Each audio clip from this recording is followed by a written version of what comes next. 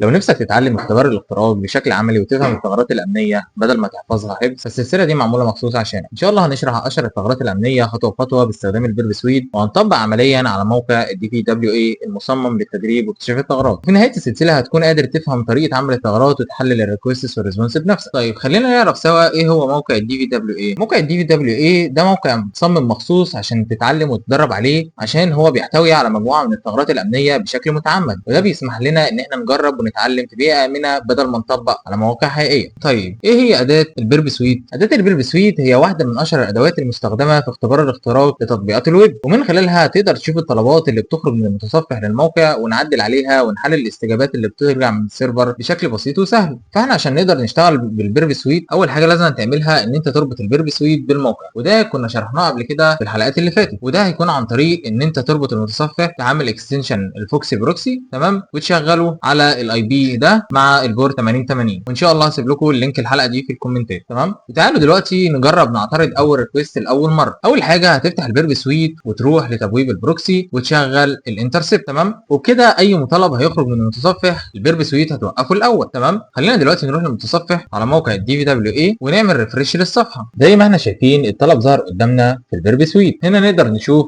الميثود سواء كانت جيت او بوست واليو ار ال والهيدرز والبيانات اللي جايه من السيرفر، ومجرد ان احنا نضغط على فورورد هيتم ارسال الطلب للموقع بشكل طبيعي. يعني لو رجعنا هنا هنلاقي الصفحه شغاله تمام. كده احنا النهارده اتعرفنا على الدي في دبليو اي وتعرفنا على البيرب سويت وشفنا ازاي نعترض الطلبات لاول مره. ان شاء الله في الحلقات اللي جايه هنشرح الثغرات الامنيه بشكل عملي ومبسط. عشان كده ما تنساش تعمل فولو لايك عشان تكمل معانا رحله تعلم الويب سكيورتي.